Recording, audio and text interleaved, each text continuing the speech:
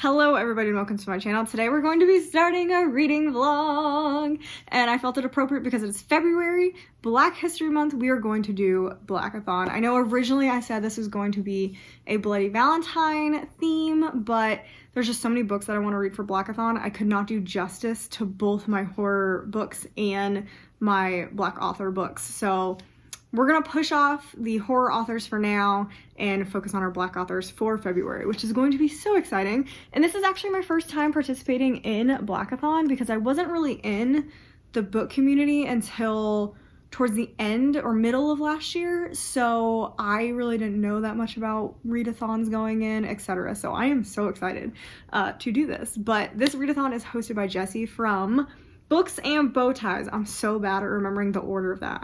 Jessie is hosting it, and there are 3 different teams, which is so exciting. I spent so long, I showed this in my TBR, but I spent so long at work trying to figure out like the books that I wanted to read, what prompts, etc. So this is crossing out, and I finally kind of settled on stuff.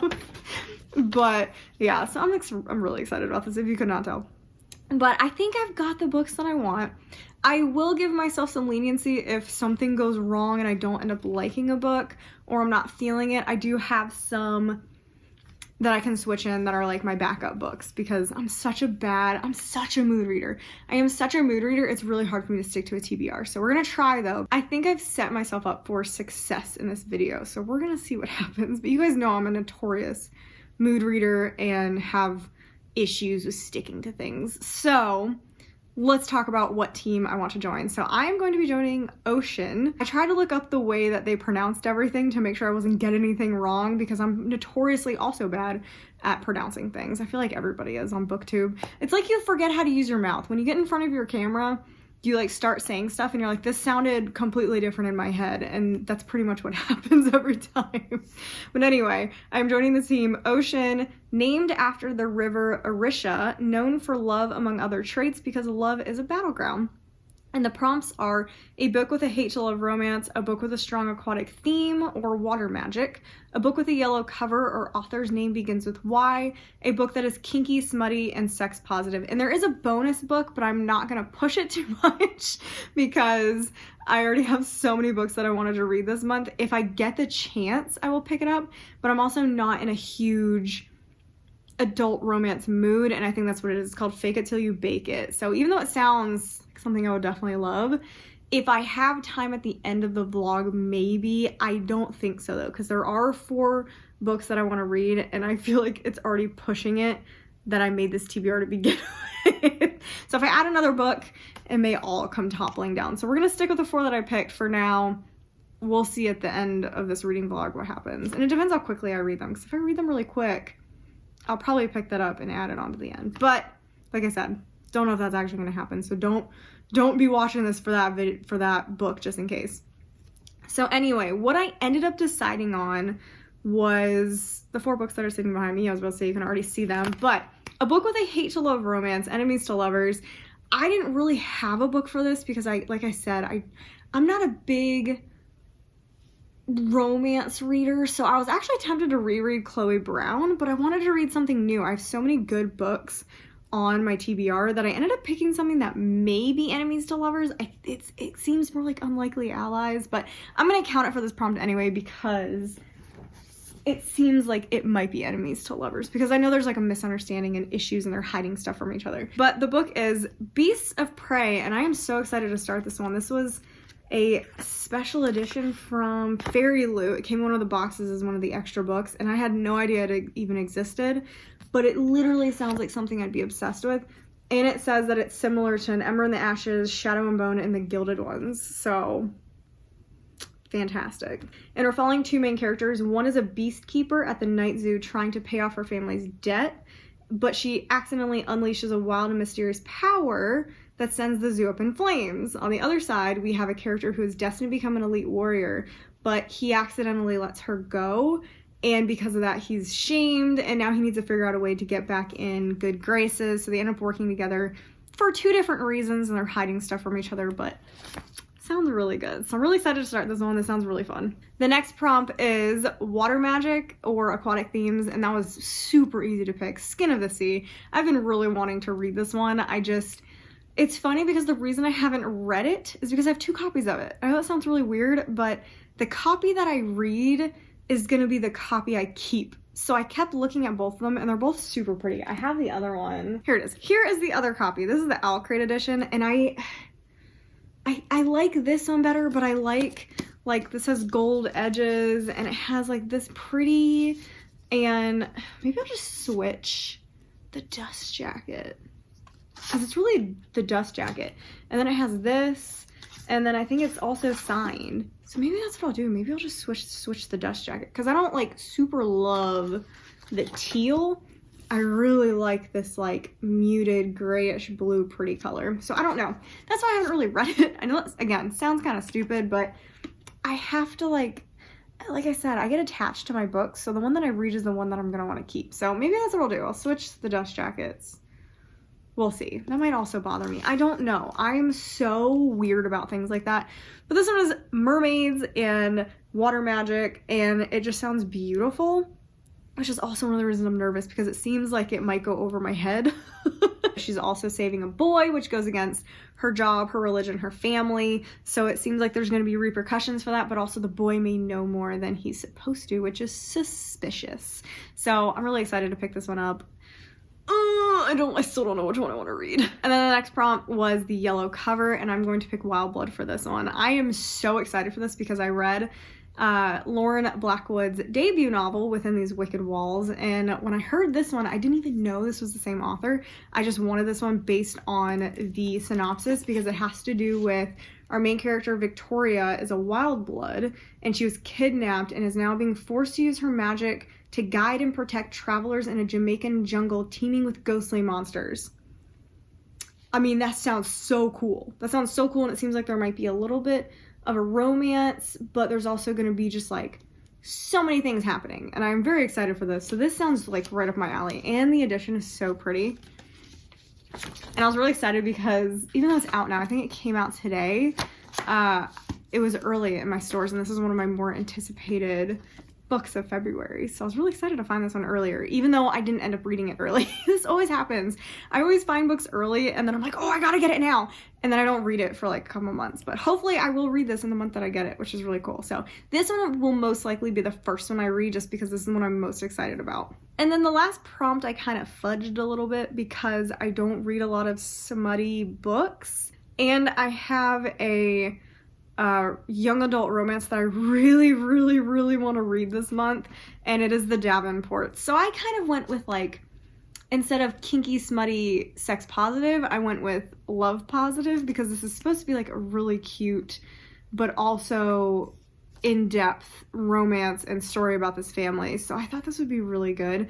So I'm kind of adjusting it a little bit just because I don't read that much smut. But this one is following the Davenports, and it's a family that lived in 1910s, and I do believe this is after a real family. So I'm really excited to kind of delve into the history of the real family and see how it kind of stacks up to this version of it. But it's following this very wealthy Black family, and they're like the first big wealthy Black family of the time, and you're also dealing with the daughter of this wealthy family, and she starts falling in love with a civil rights activist, and it's kind of like a big no-no because the family doesn't want to draw any attention because it's a really difficult time to live in. This sounds so good. It sounds cute, but it also sounds like it's going to touch on some very difficult topics, and we're going to be talking about the royal family and what they dealt with and how they lived through a time period like this.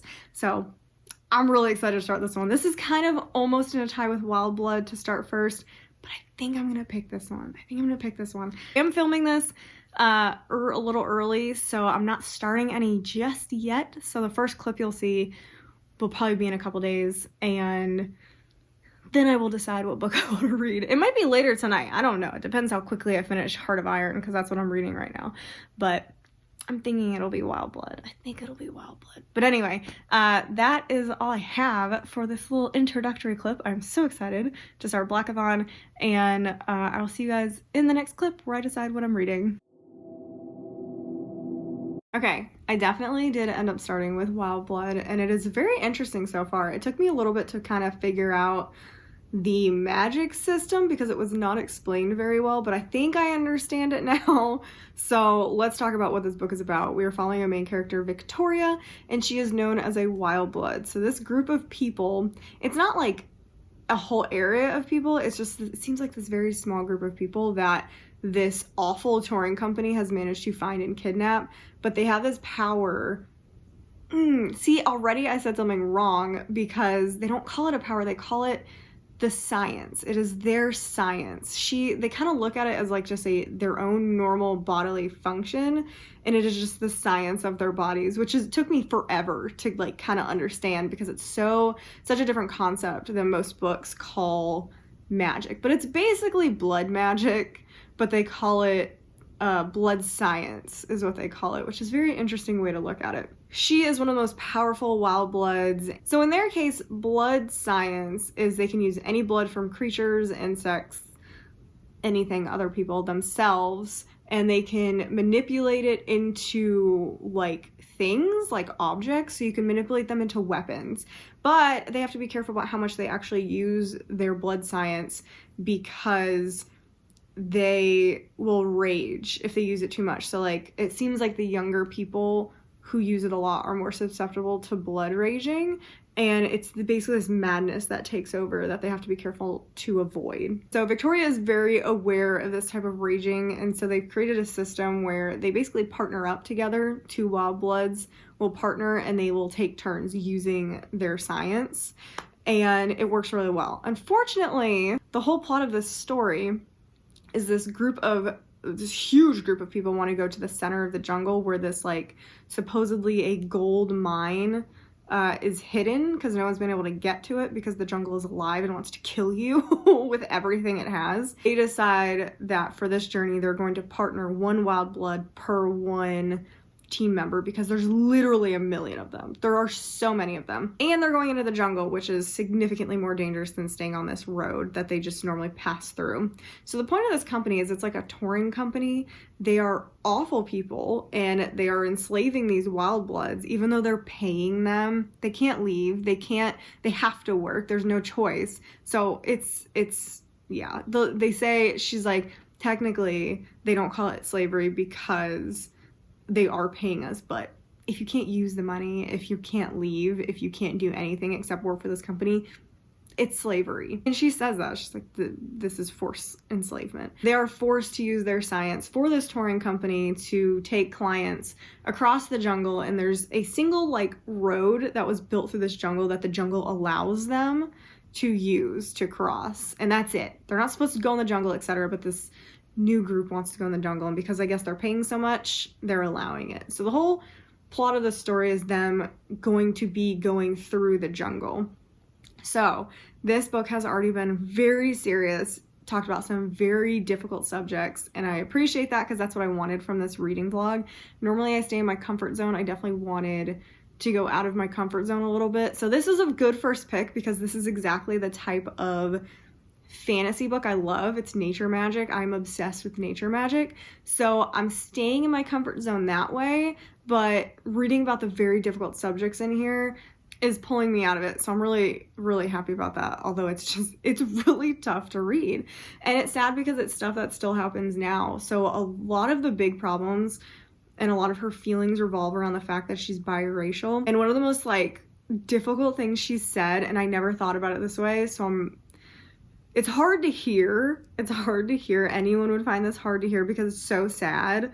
But I'm glad I did because I never thought about it this way. But she talks about how these people, she gets more jobs, etc. because she's biracial. She's lighter skinned, so she doesn't scare the clients as much. And the clients find her absolutely stunning, and they always want her on these trips. So not only is she the most powerful, but she's also the most desired because of her lighter skin, because she's biracial. And she talked about how it's disturbing the fact that what people find the most beautiful about her is the most traumatizing, because that means at some point her great-great-great-great-grandmother was most likely raped by a white person. So that's really tough. That's like really tough to hear and kind of makes you think differently. And then to add another layer, they made this whole new group that's coming to go through and go to these gold mines is actually a group of black gold miners. And it's interesting because you think she at first talks about how it makes her more comfortable because they're not really looking at her race. Everyone's the same race at this point. They're looking at her powers and how she's very strong and how she's, instead of everyone thinking immediately about her race, they're thinking about her powers instead. So she's like at first very comfortable, and then it starts going downhill a bit because the woman in the group comes up to her and basically says, just because you're light-skinned doesn't mean that you're better than us and that you are on the same plane of existence as us. And I was like, gosh, she can't get away from it. It's both sides.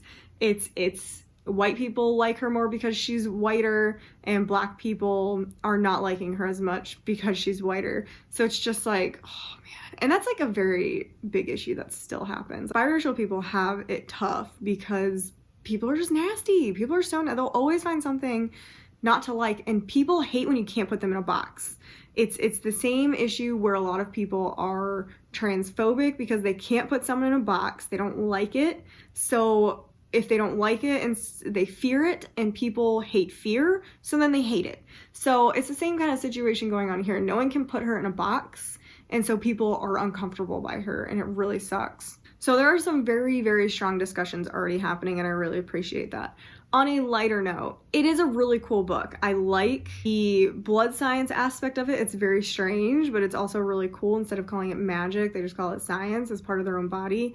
And the actual trip is fascinating. There's a bunch of creatures and ghosts and everything wants to kill you, and it's really cool. It's got a really, really good, really cool nature vibe to it, so that I'm really appreciating that. The only thing that is the weak point in this book, and it was the same problem with her last book, is the romance. And I'm like, I thought her last book was Within These Wicked Walls, and it was a retelling of like the Jane Eyre story.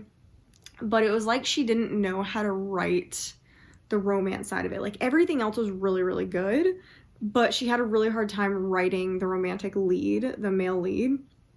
And it's the same issue in this one. And I don't know exactly which one is going to be the romance. I'm pretty sure I know which one it is, but neither are a good option. One is someone from her past, and he's literally horrible. Like to the point where I'm pretty sure she was trying to go for like enemies to lovers, but he's abusive.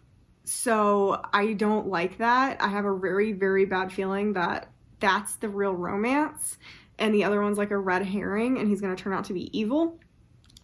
But I don't like it. I don't like this one character. So I do hope either there's no romance eventually at the end, like it kind of just goes away, which I don't think so. This is definitely marketed as heavy romance, and it's pretty heavy romance, but I just don't love the romance. I like everything else. I wish they didn't have a romance in her actually, or it was like background, because she turns into like a 5-year-old when she talks about how cute people are, and it's like someone literally got thrown into a tree by a ghost, and 2 seconds later you're like, oh, he looks so cute. So that needed to be toned down a bit, and yeah, because everything else is really good. And then the other guy is like an insta-lovey. Like the second she saw him, she started blushing and freaking out, and she can't talk right, all this stuff. And it's like, ooh, cringe. And he's like obsessed with her already, 120 pages in. He was already obsessed with her like by page 50. So I feel like that one is a red herring, and he's gonna turn out to be evil or like a creep, because she's already been warned that he's kind of a creep. But I don't know if that's just because that woman was jealous. But I don't know where it's going with the romance, and it's definitely the part that I like the least. Otherwise, this is such a good book. It's really, really like serious, but also highly entertaining at the same time. So I'm very glad I picked this one up first, because this is a very, very good first pick. And I definitely think so far it is an improvement on her first book, which is really cool. Okay, sorry, you're probably gonna hear the fan. This is just a really, really quick update, because I'm literally only 10 pages after that original update. She's definitely not gonna end up with the guy that I thought she was, and she possibly could end up with the red herring, but I still don't think so. But there is a third contender. There is a third contender I didn't realize was there, but it was just made very obvious that, yeah, this person I think is in the ring, and I think this third contender is the person she's going to be with. I think the other two, both of them are red herrings. One I think I read into maybe too much, because now I just learned the thing that he did that made her hate him. And there's no coming back from that. There's literally no coming back from that. If they end up together and there's not, like, some actual excuse, like he wasn't even there and she thought he was, I don't know. But if yeah, no way. Literally no coming back from that. So I'm gonna say that guy's off the table. And I'm gonna say that this new one that she has mostly talked about as being just, like, friends. And because I thought he was a lot older. I thought he was, like, almost like a dad figure to her, but I think there's a lot of characters in this book. I think I got him mixed up with another character. So he turns out he's only, like, 6 years older than her. And the red herring is, like, she's 18 and he's, like, 40. So, gross. I'm sorry if that's a thing, but I don't know. 18 and 40, there's something about that that's, weirds me out. Like, if you're older or whatever, but 18 is really young. Like, I'm still a little, like, even this guy who's 6 years older than her, I'm like, she's still just 18, and to me that's still a kid. Although she's dealing with pretty much everything in an adult environment. So I cannot tell her that she is still a child. So she's dealt with way much than I have, and I'm 30. Anyway, I am now pretty sure that this third contender is the actual romance. And if he is, she's learned. She's learned. Because the first book was very insta-lovey. And if this third person is the actual romance, then she has learned from... Insta-lovey doesn't work very well. Unless it's the purpose of it is to be an insta-love romance thing. And it's not the purpose of this book. So... I now have hope for the romance. I now have hope for it. So we're gonna see how it goes. I am finally in my window seat again because I've actually never sat in my window seat because there's always been crap here, but we've cleaned it out and there's no more Christmas stuff. So now I'm just sitting here. It's still like a mess back here. I still gotta clean some stuff up from what got moved from my mother-in-law kind of rearranging my books to like stack stuff on. So that's gonna be fun to figure out where stuff goes.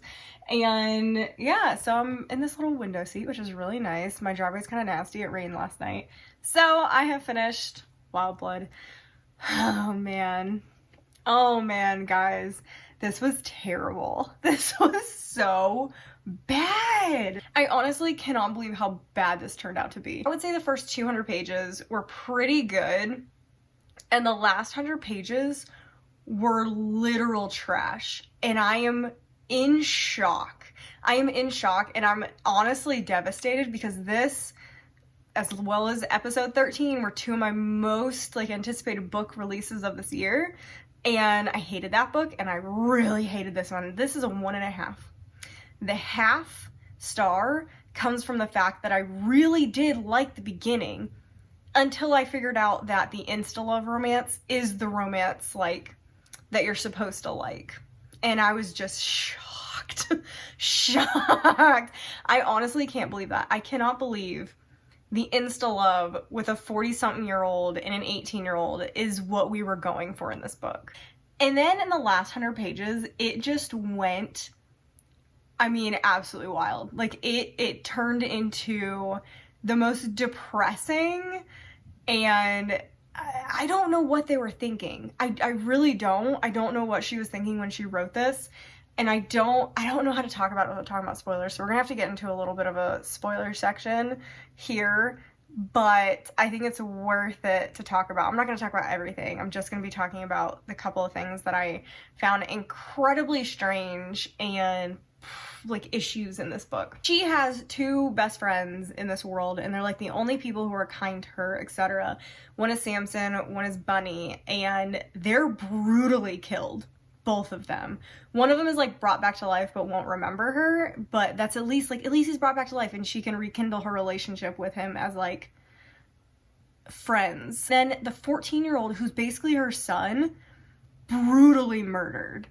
And she doesn't do anything to try and like save him from the jungle, and instead ends up and goes and has sex with the insta-love character right after that happened. And I was like, what am I reading right now? So it just went completely off the rails. I could not believe that. And then the other thing that made absolutely no sense is the other romance was Dean, who is literally her abuser. He beats the shit out of her, like actually beats her to a pulp, and he's the one who kills her two friends.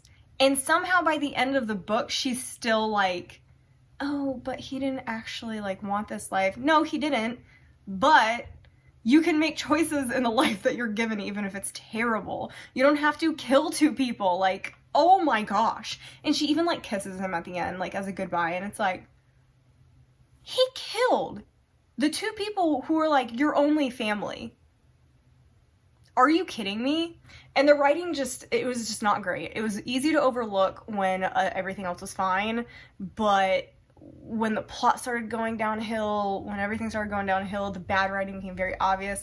She used the phrase kiss their teeth like every other page, which got really annoying. That definitely should have been caught, I feel like, by editors. Starting with the one that I thought I would like the most, which is even more scary.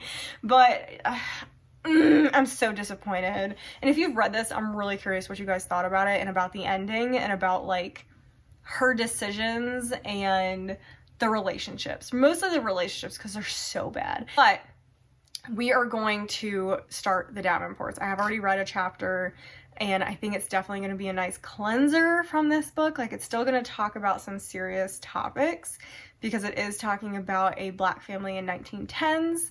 And I said this wrong in the last one, but it is following a real family. However, they are not the Davenports. The name was changed. They're the Pattersons. And I'm going to have to look this up, and I'll have an update next time.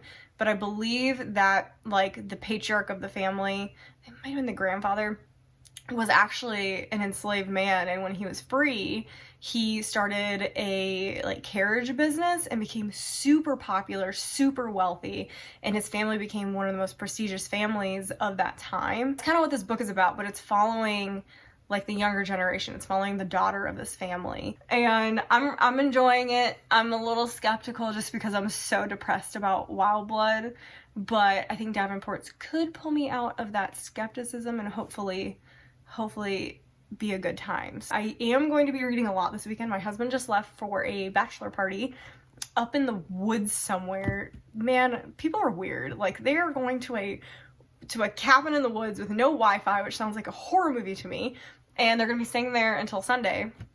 And lucky for me, it actually coincided with a Patreon. Becca in the Books is having a 48-hour readathon Saturday, Sunday, and I'm going to be doing that. So I should hopefully get a lot of reading done. And the prompt was actually read a book. She gives one prompt and you're kind of supposed to like complete it as many times as possible. I don't read that fast, so I probably won't get through it more than like one book. I'll probably just finish the Davenports. But the Davenports is, the prompt is read a book that no one's really talking about. And the Davenports is, no one's talking about it. I haven't heard a single person bring it up, even though like it was in one of my like new releases in January, books. So that one is a good one. And then I haven't really heard anyone talking about Beasts of Prey. So I feel like that's another one I could also read because that's also on my readathon. But I have heard people talk about Skin of the Sea. That's a big popular one, I feel like, for this readathon actually. So that was a longer update than I planned, but I feel like I had a lot to get off my chest about this book because it was so wildly disappointing. But that's all I've got to say. I'm going to be doing an update maybe at 100 pages. I don't know. It just kind of depends if I have something to say about the Davenports, because it may be like a more serious book. It may be more relaxing. So it just depends if stuff happens. So see you in the next update. This is like my least favorite room to film in, but I don't feel like going downstairs, and it's kind of a little later, the sun's going down, so I'm just going to quickly film an update because I'm in the middle of reading sprints for Becca and the Books. I am at 128 pages, and I'm enjoying this very much. It's definitely a slower read, but it is much more involved than I thought it was. So I read a couple reviews before I picked this up because I'm trying to be more picky about what I pick up, and a couple of people said it was very insta-love and that it didn't really dive too deep into like the issues at the time, and I definitely disagree. Like, this, I'm learning so much from this book, and I didn't expect to be getting such a deeper amount of understanding of things through this book because it takes such a different stance compared to something like you learned in high school. Now, this book takes place in 1910 in Chicago, which is actually considered the North, apparently. I didn't really think about that. When you're taught in school, you kind of just think of like the Northeast and the Southeast kind of when you think about this stuff. So this is discussing Chicago, and Chicago is booming and lots of industry, lots of things going on, and it's an up-and-coming city, and just so many things are happening. And so the Davenports are part of this very wealthy community. They're one of the only Black families that is actually kind of acknowledged by the white people there. Like, they're not actively hating them, most of them. There are definitely quite a few that still hate them, but they're not actively like told to get out of society, basically. There's still definite so much racism in this book, but it's not as blatant as it was in the South. And I really appreciate discussions about this, because when you learn in high school, at least in my high school, about civil rights and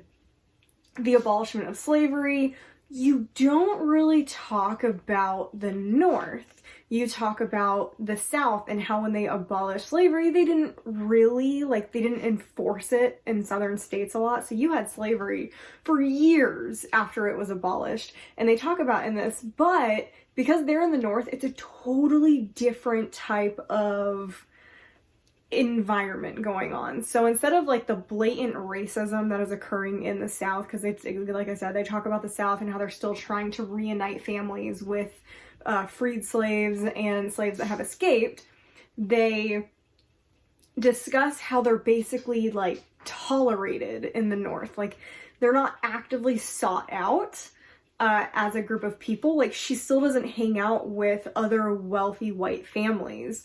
So she's in this like weird stuck in between where she's not really surrounded, our main character, because our main character is Olivia, really, even though there's 4 main characters technically. So Olivia and her sister Helen are both just part of this really wealthy Black family, so they don't really hang out with any other Black families because there's not that many other wealthy ones. They have a couple of very close friends, and that's pretty much it.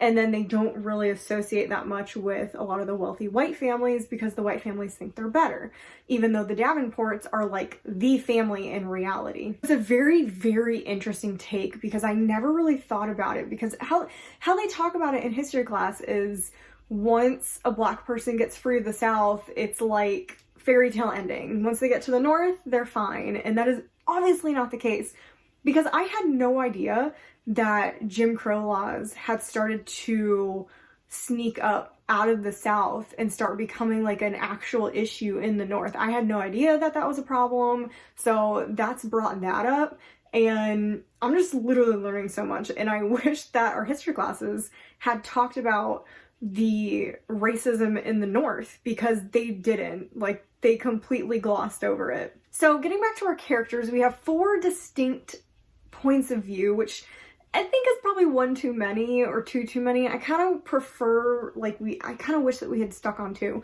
but I feel like the 2 we would have gotten were the less of the interesting ones. So our main one, I would say, is Olivia. Her chapters are the longest. She is the perfect child. She is the perfect heiress to this family, and her whole purpose in life is to find a husband and basically continue the legacy of her family. Her father was, I think I said grandfather downstairs when I was talking about it, but her father was a slave, and when he made it to the North, he worked his butt off, married his wife, and created this insanely productive business, best carriages ever. So that's how they made all their money. And so they have a lot of trauma in this family because she's 1 generation removed from someone who was a slave. So it's something that's definitely deep-rooted in their family, and there's a lot of pain from that.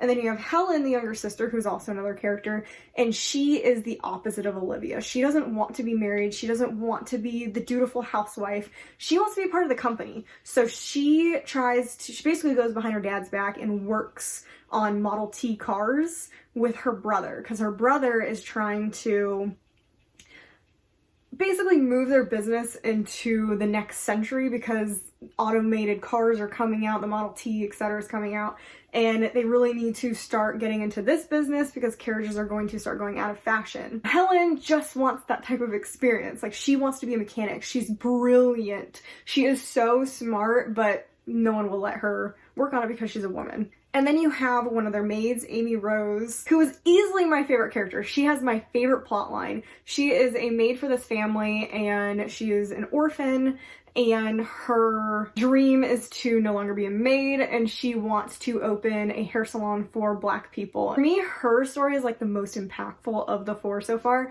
There's a lot going on in hers, and it's more about her and less about society. So that's interesting to have like the juxtaposition between the 2, or 3, I guess, stories. And then the last one is one of the more entertaining ones, but also my least favorite character, and that is Ruby. Ruby is one of Olivia's friends, and her family used to also be a very wealthy Black family.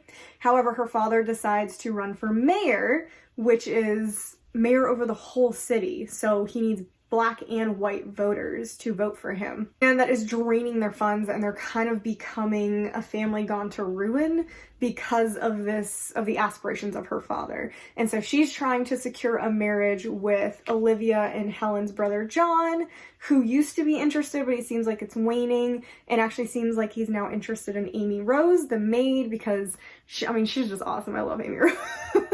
And then on the other side, you have Olivia, who has found the suitor that she thinks matches her best, but she is having feelings for a civil rights activist who is dashing and amazing and challenging everything that she thinks on like her position and what her role in life is, because he's trying to get her involved and trying to get her family involved in the civil rights movement to make sure the Jim Crow laws don't sneak up into Chicago. And then you have Helen, the sister. Her romantic interest is she likes the suitor of her sister. She's never been interested in someone, but she's shared a cigarette outside with her sister's suitor, this seemingly perfect guy who definitely like has a facade. Like he's definitely hiding something or just like trying to be as perfect as possible. And I have a feeling he's more rugged and down to earth than he's letting the Davenports know. So I feel like Helen is going to like break the facade and they're gonna accept each other for who they are, stuff like that. So it's very clear like who's gonna end up with who, and it's fun. It's really fun, and I would say it's not that insta-lovey because the 2 characters that are currently like kind of more romancy than the other ones, they knew each other since childhood, and there's always been something kind of there, so you kind of have this background with it. And then it's very Bridgerton. So that's the thing that kind of works with this, is they don't love each other. Like Olivia and her suitor obviously don't like each other. They have an interest, but that's kind of how it works in Bridgerton style era, is you have to court somebody. So it seems very insta-lovey, but it's not really. It's more just this interest in the other person. And that's not who she's gonna end up being with anyway. So I'm very much enjoying this. It's actually very good. Like I said, it is a bit slow, so it's taking me a little while to read it, but I'm trying to not rush through it because it is so much deeper and more complex than I thought it would be. Like I thought this was just going to be like a frivolous kind of romance, cute Bridgerton kind of thing. Absolutely not. There are so many great quotes in this. I actually marked a couple that I wanted to talk about really quickly.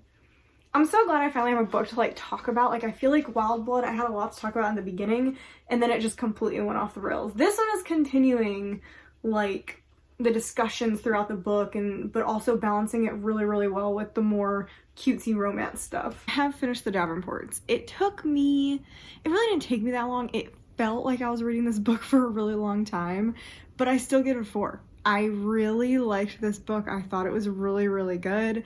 I learned literally so much from this book that I wasn't expecting. It was so good and heartbreaking and cute, and it was literally everything. It really was everything. And I love that this was based off of a real family, because you could really feel how real the family was. Like the family definitely felt real.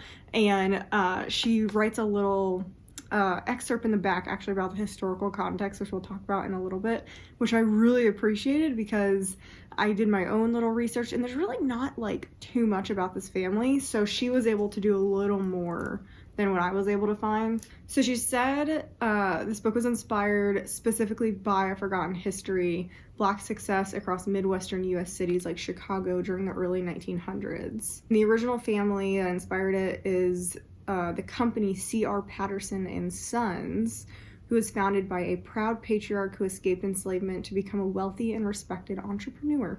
Charles Richard Patterson was born into slavery in Virginia in 1933. Unclear how or he was able to relocate to Greenfield, Ohio, but he found early success as a blacksmith in a carriage company, and then he partnered with somebody, opened a carriage manufacturing business, and then became one of the biggest names, and then he bought his partner out. I was sad to see this. Apparently, with the rise of automobiles, he did attempt to switch over his company to automobile manufacturing, but he couldn't keep up with industrialization. So after 3 generations of wealth and success, Patterson and Sons closed.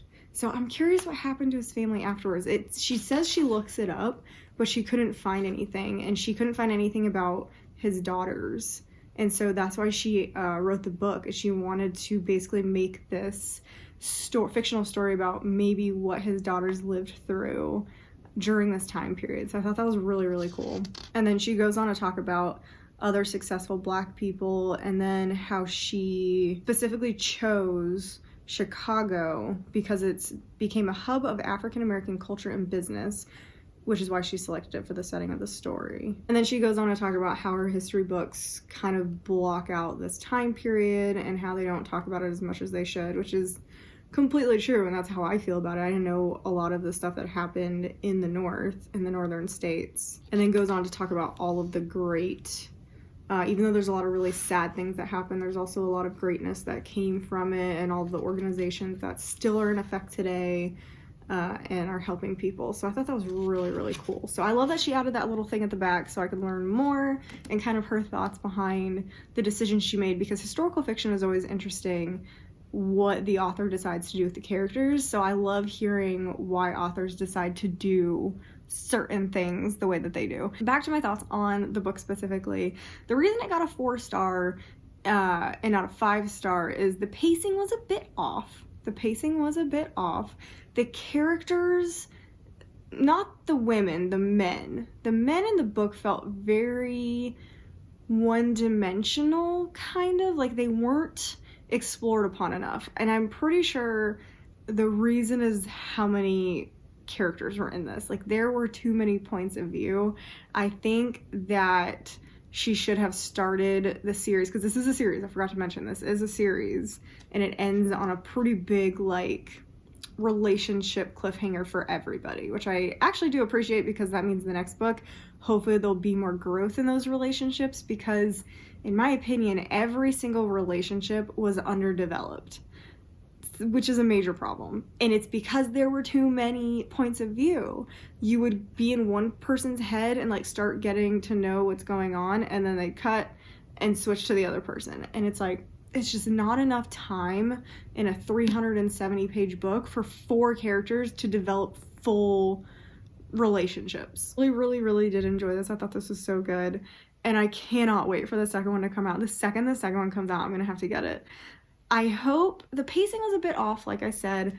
I think it's because there were so many points of view, so it was very jarring moving between the 4 different points of view because they were so different. But otherwise, I really enjoyed this. I'm so happy because this was also one of my more anticipated releases of February. So I'm like, oh, thank God that I liked this one, because Wild Blood had me scared. Wild Blood had me scared I was gonna have another month where I didn't like anything, and I was like, oh my God. But no, this was really good, and just very excited about that. The other 2 books are upstairs. I don't know which one I'm gonna start first. I don't know. Probably gonna read Skin of the Sea.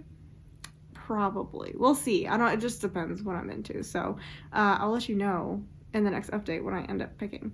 This reading vlog is not going well. I started Skin of the Sea and promptly DNF'd it at 40 pages. Oh man, I am really sad about this one, because this has everything in it that I would love, like mermaids, magic, young adult romance stuff going on, but I hate the writing. And that's the thing. Writing is not anything that an author can really do anything about unless it's bad writing, because it's not bad writing. Like, this is written well, just not in a style that I am able to deal with. It's just very lyrical. There's so much explanation for everything, like 2 pages can be describing the water and how clear it is. And I just don't enjoy books like that. It's why I don't really get through classics. Like, I really haven't read that many classics because I can't. Anything that's super long-winded and doesn't feel like there's a purpose to it, I just don't enjoy that style of writing. I tried doing the audiobook because I was like, okay, we can do this. But it almost was worse during the audiobook because then I'm just like listening to it and I'm like, come on, let's go. So no, unfortunately, this is going to be a DNF, which is super sad because I feel like it has so much potential, but in 40 pages, just, I know what stuff looks like really well, and it's just too much for me, and it's just not my writing style. I think a lot of people are gonna like this. Like, this isn't a DNF where I'm like, oh, this is horrible. No, it's just not my writing style. That one is going to go. I mean, on one hand, it's like, okay, these reading vlogs are good because it's getting me through books, and I try to pick like books off my shelves. Like, I'm not going out and buying new books. So that means, okay, I have a DNF. That means it's 2 books because I have 2 copies of this that will be leaving my house, so that's always good. But at the same time, I want to love everything that I've picked up. I feel like this is the year of DNF. Like, I feel like I've DNF'd so much stuff already, which I'm proud of myself for doing because I feel like a year ago I would have forced myself to continue this, especially because I have 2 copies and one is a special edition copy. But I'm not doing that to myself. And there's a second book in this series, so it wouldn't just be forcing myself through 1 book, it would be forcing myself through 2 books. So that's an DNF, and we are moving on to Beasts of Prey. I don't really know much about this book. I think it sounds really cool. I know it has to do with like a night zoo, and it's like almost enemies to lovers kind of thing going on, and it just sounds really, really cool. So we're gonna give that one a try since, oh, this is just not going well. I've had a 1 star, a 1.5, a 4, which is really good. I really, really enjoyed the Davenports. It just took me a while to get through the book, and now I have a DNF, so I'm just like, this is going really well. So I will update you whenever I get through that, because I'm also dealing a little bit with a reading slump, so I don't know when I'm going to start reading that. And yeah, I don't know. I'm still kind of like hype right now because I went to just Thursday, the 5th, yesterday was 15th. It is the 16th of February, and yesterday I went to Dancing with the Stars live. Yes, I am obsessed with Dancing with the Stars. My mom and I watch it all the time. We call each other during the show and talk about it, but they always come to Charlotte, and it's pretty close to my house, so we get tickets. I haven't gone since before the pandemic, and it was so much fun last night. So I wish they had 2 nights in Charlotte, because then I would go to both nights. It's so much fun. Anyway, still kind of hyped about that, so I gotta work off some like energy. I'm not like ready to sit down and read right now. So yeah, that's all I got for this update. Really sad update, but we're gonna try Beasts of Prey, and hopefully that goes better than some of the other books in this vlog. So this went off the rails. I was supposed to read Beasts of Prey, and I got about 120 pages into it, and I am DNFing it. I'm really surprised about this last one because it's supposed to be like night zoo, young adult fantasy vibes, etc. But it's just so dense, and it doesn't need to be. I don't know. This one is a confusing one because Skin of the Sea, why I DNF that, very obvious. The writing is just not for me. The story seems really good, really interesting, but the writing is just, I don't do that prosy lyrical writing kind of stuff because my brain, it can't focus. It can't focus on stuff like that. It's just too slow. 120 pages in, nothing was happening. The 2 like basic things happened, and then it was also bouncing back and forth between 2 plot lines, and one of the plot lines literally nothing was happening. And then they randomly threw in like a 3rd point of view that I was just like not interested in whatsoever. And it also had this weird dichotomy of the subject matter and the writing felt young adult. The characters and the way they were written felt very almost middle grade. Like the way they were acting, their decisions and everything felt very 14, 15 years old. And I was like, I'm not really interested in that either. I'm not a middle grade reader. I've tried some middle grade. I'm gonna try more because maybe I just haven't read the right ones, but this also fell into that where I'm just like, I'm just not like interested in what these characters are doing. And I think that was the main problem 120 pages in. I literally just didn't care about what was happening. I just really didn't. So that one's gonna be a DNF. So I literally read 2 books for this reading vlog. Hated one of them. And then I DNF'd 2. I mean, I'm really, really happy that I read The Davenports. I really, really love that book. But I feel like, I don't know, I feel like I just picked the wrong books for this. I feel like I needed to have picked more adult books, but I thought I was going slightly into a reading slump.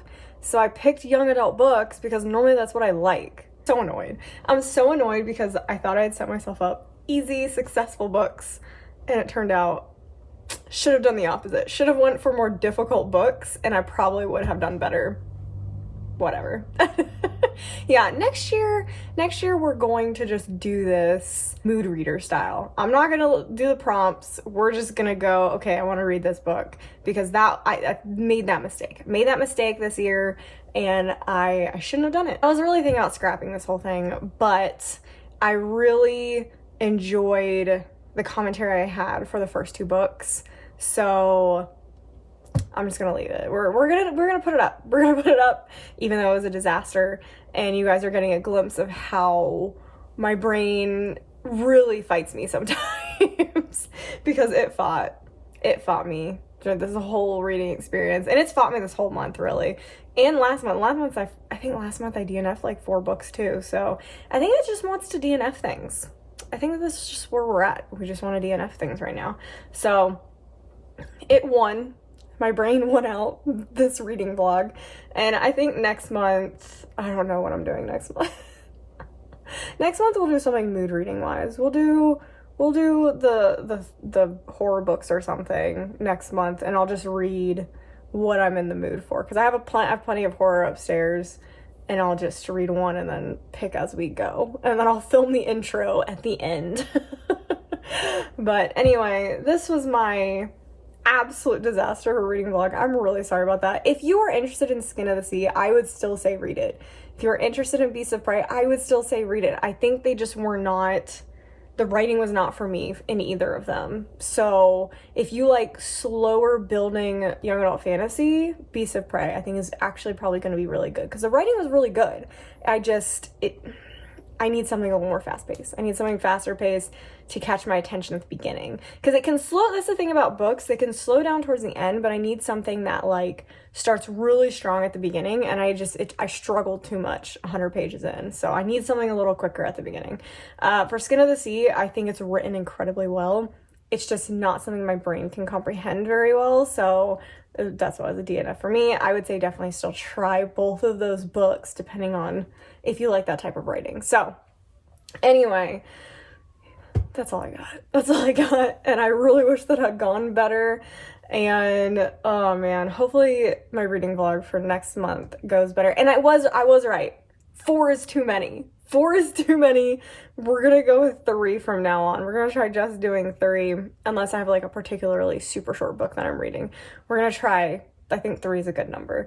Because if you didn't watch the first reading vlog in January, I realized that 4 I think was too many. 3 would be a good number, and then of course I went and did 4 in this one. So we'll try 3 next month. I'll keep that in mind. But anyway, I hope you enjoyed at least some of this. Probably not much of it, but yeah, that's all I got for you guys. And make sure you subscribe for hopefully better content and reading vlogs later. And oh man, that's all I got. And I'll see you guys in the next video.